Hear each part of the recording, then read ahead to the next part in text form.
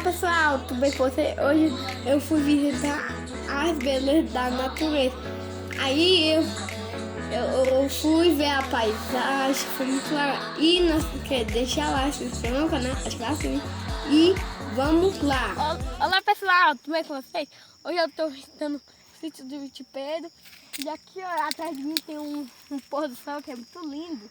Lá atrás, estão vendo que tem umas nuvens parecidas com um fogo. E aqui é muito legal.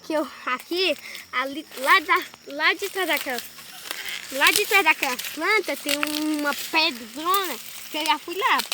Pode ir, mas tenha que cuidar, porque lá eu vi um coisa de morcego, aí das medusas.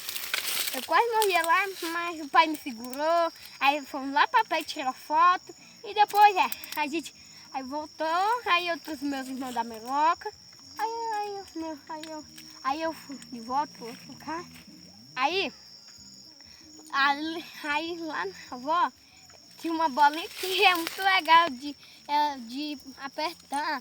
É uma bolinha que cresce na água. Aquelas que ficam crescendo. Lá a avó tem. Aí do Arthur, galera, já está escurecendo. Aí vamos voltar para o sítio do meu pai. Bora. Esse mato muito ele tem um tipo aqui que tropeça. Dá para vestir.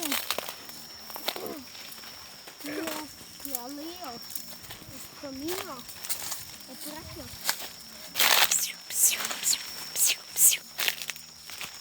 Aí, ó, pôr do sol, como é lindo, ó. Como é lindo. Aí, ó. Aqui, ó.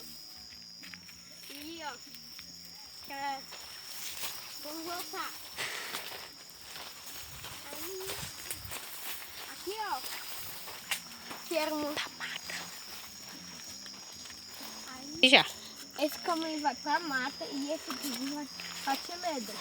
E tem outro aqui que é pra cá, ó. Tá vendo ali, ó? Que é o caminho. Lá é uma extensão. Tem pouco lá. Cuidado. Aqui, ó. Também que estão curecendo. Aí vê que ficar no escuro porque tem bicho, tem cobra, tem onça. Aí, ó. Aqui, ó.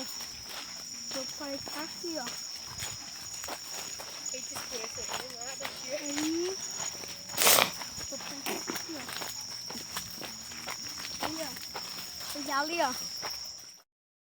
O sol, vê se não esquece e me ilumina.